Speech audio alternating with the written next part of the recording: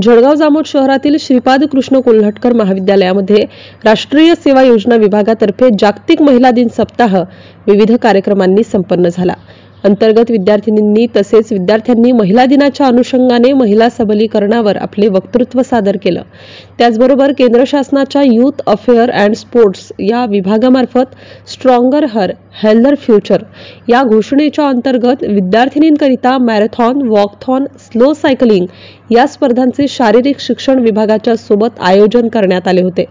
Marathon स्पर्धेची सुरुवात महाविद्यालयाचे प्राचार्य डॉक्टर गिरीश माई यांनी हिरवी दिंडी दाखवून करण्यात आली। दुर्गा चौक, न्यू इरा हायस्कूल, तहसील कार्यालय व परत महाविद्यालय या मार्गावरून मॅरेथॉन स्पर्धा आयोजित केल्या गेली। स्पर्धा आयोजना व सुरक्षिततेकरिता जळगाव जामोद पोलीस विभागाचे सहकार्य लाभले। मॅरेथॉन स्पर्धेमध्ये 14 विद्यार्थिनींनी सहभाग घेतला। यामध्ये प्रथम क्रमांक अश्विनी इंगळे, द्वितीय क्रमांक रेणुका पद्मे व तृतीय क्रमांक निवेदिता अहिर यांनी मिळविले।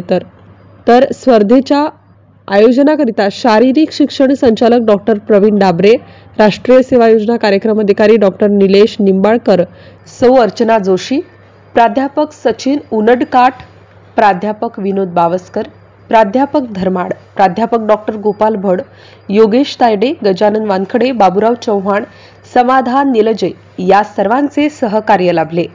MCN न्यूज मराठीकरिता जळगावहून दिलीप इंगळे।